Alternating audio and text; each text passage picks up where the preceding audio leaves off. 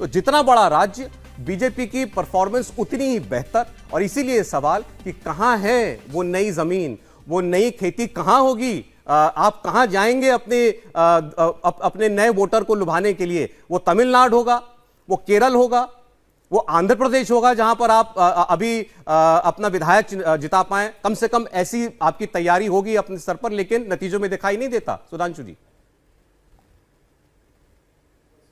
देखिए, जो आपने प्रश्न पूछा मैं इसका तथ्यात्मक उत्तर देता हूं। जब 2019 का लोकसभा हो रहा था उस समय यह नहीं कहा गया था कि हम 300 कैसे प्राप्त करेंगे। यह चुनौती और दावे से कहा जा रहा था कि हम तो बहुमत पा ही नहीं सकते, हम 250 से कम रहेंगे। कैसे? उत्तर प्रदेश में सपा बसपा गठबंधन था, कहा जा रहा था बीजेपी 20-22 पे निपट जाएगी। क्या हुआ? हम 60 सीटें पार किए। क्यों पार किए? ये वो डेडली कॉम्बिनेशन माना गया था जिन्हें चुनावी विश्लेषकों ने माना था अजय अभेद्य। चूना लगाने वाली कंपनी के आईपीओ में निवेश करके पैसे के नुकसान से आप डर रहे हैं? बेस्ट आईपीओ निवेश करना चाहते हैं? फ्रीडम ऐप को डाउनलोड करें, आईपीओ निवेश में एक्सपर्ट बने। यह तो ऐसा किला बन गया है कि भाजपा के लिए चंद सीटें बचाना मुश्किल होगा, मगर जनता ने हमको समर्थन दिया। दूसरा उदाहरण देता हूं, राजस्थान, जहां हम सरकार से हट गए थे, हम चुनाव हार गए थे विधानसभा में। 6 महीने के अंदर चुनाव होता है और हम 25 की 25 जीतते। यहां तक कि वहां के मुख्यमंत्री जी की अपनी सीट, जहां वो अपने बेटे को लड़ाए, वो सीट भी हार गई। यह विचार करने का विषय है। अब मैं एक तीसरा उदाहरण आपको देता हूं। दिल्ली, हमारे 3 विधायक थे, हम 70 में 67 सीटें आम आदमी पार्टी ने जीती थी। कोई कल्पना नहीं कर सकता था कि 7 की 7 सीटें भारतीय जनता पार्टी जीतेगी। उसने जीता क्योंकि और दूसरा उदाहरण देता हूं, पश्चिम बंगाल में जब हमारे उस समय के राष्ट्रीय अध्यक्ष और आज के गृह मंत्री अमित शाह जी ने प्रेस कॉन्फ्रेंस की थी कलकत्ता में और कहा था कि हम 20 सीटें जीतेंगे, तो मान्यवर सभी लोगों के मुंह पे एक व्यंग और कटाक्ष भरी मुस्कान थी। बहुत बड़ा दावा कर दिया, कहां 20 सीटें जीतेंगे, 1 2 3 2 4 सीटें आ जाएंगी। 18 सीटें जीत के दिखाई। उड़ीसा में हमने 8 सीटें जीती और तब यह कहा जाता था हम गठबंधन में मैक्सिमम 9 सीटें जीते थे। कैसे जीतेंगे? आप आश्वस्त रहिए, भारतीय जनता पार्टी की नीतियां, कार्यकर्ताओं का परिश्रम और उन सब के ऊपर मोदी जी की चमत्कारिक लोकप्रियता। हम बंगाल में एक लंबी छलांग लगाएंगे, उड़ीसा में हमारी सीटें बढ़ेंगी, तेलंगाना में हमारा शानदार प्रदर्शन रहेगा और केरल और तमिलनाडु में भी हमारी सीटें बढ़ेंगी। और अब मैं एक और बात कहता हूं, बिहार याद करिए, 2014 में हमारी 22 सीटें थी और इस बार 17। क्यों? अरे हम जितनी सीटें जीते थे उतनी हम लड़े भी नहीं। 19 में हमने गठबंधन धर्म का पालन करते हुए छोड़ दिया। और 2 जो बाई इलेक्शंस हुए हैं और दोनों में जो परिस्थिति हुई है, मैं ये मानता हूं कि ये गॉड सेंट अपॉर्चुनिटी है, ईश्वर के द्वारा दिया गया अवसर है। क्योंकि जब हम जदयू से गठबंधन में नहीं थे 1995 में, समता पार्टी नाम था, तब इनकी 7 सीटें और हमारी 42 थी। पूरे लालू यादव जी के शासनकाल नेता प्रतिपक्ष हमारा था। हम अपने दम पे लड़ेंगे तो एक बड़ी छलांग हमें बिहार में मिलेगी, बड़ी छलांग बंगाल में मिलेगी और उत्तर प्रदेश में भी, क्योंकि अब सारे परमुटेशन कॉम्बिनेशन बनाए जा चुके हैं, हम उसमें भी बढ़ने में सफलता हासिल करेंगे और तटीय राज्यों में भी हमारा प्रदर्शन अच्छा होगा। मैं रिवर्स लॉजिक कहता हूं। महाराष्ट्र में आपने बताया हमारी सीटें इतनी है, शिवसेना यानी उस समय की उद्धव गुट की शिवसेना माने, आज आप सोच सकते हो इतनी सीटें निकाल लेंगे? इतना आसान नहीं होगा। और जब सीटों का बंटवारा होगा, यानी उद्धव गुट शिवसेना और कांग्रेस और एनसीपी में, तो अभी आप देखिएगा कि कितने प्रकार की चीजें और किंतु परंतु और इस प्रकार की चीजें आएंगी।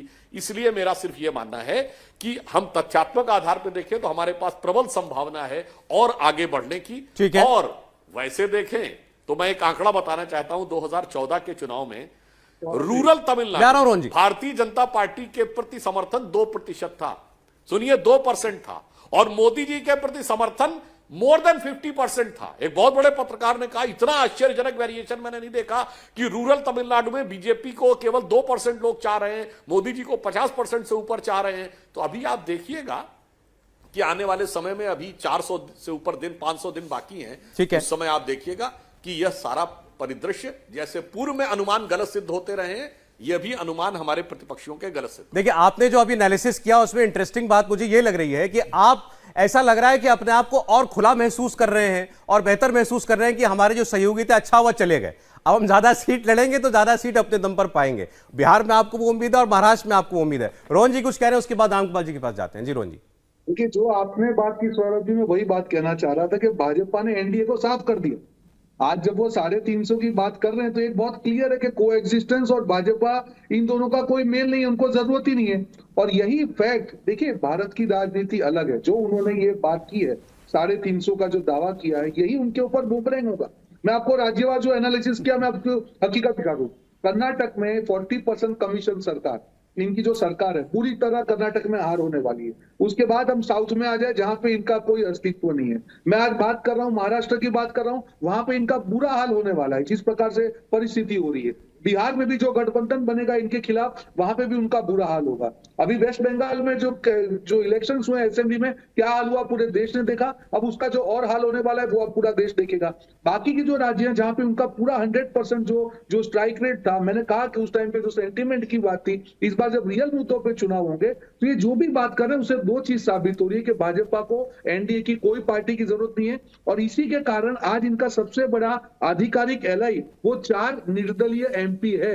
एक भी एलआई बचा नहीं, सबको ये लोग साफ कर गए, जैसे बोलते हैं भस्मासुर की तरह पे सबको इन्होंने सफाचट कर दिया। और यही चीज उनको आगे आने वाले दिनों में आप देखिएगा सौरभ जी, यही चीज इनके बीच में आएगी। और जब जनता जब चुनाव के लिए जाएगी, जो भी स्थानिक पार्टी हो या राष्ट्रीय पार्टी हो, इनके खिलाफ जो माहौल धीरे धीरे बन रहा है, क्योंकि जिनको जो अपनी जो गठबंधन की पार्टियों पे जिसको भरोसा नहीं हो सकता है, मुझे लगता है कि देश की जनता अब इसको देखने के 2 तरीके हैं ना रोहन जी। आपने कहा ये कोएग्जिस्टेंस में बिलीव नहीं करते, हो सकता है ये कॉन्फिडेंस में बिलीव करते हो।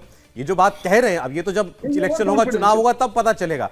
आज तो कम से कम ये यही कहेंगे ना कि भाई देखिए हमारा साथी चला गया, अच्छा हमको और सीटें लड़ने को मिलेंगी। नहीं, ये उनके बोलने के पीछे उनका जो उद्देश्य तो दिख रहा है। जो आप कह रहे हैं कि उन्होंने अपने साथी को इसीलिए ही अलग किया है, ये साथी चाहते ही नहीं।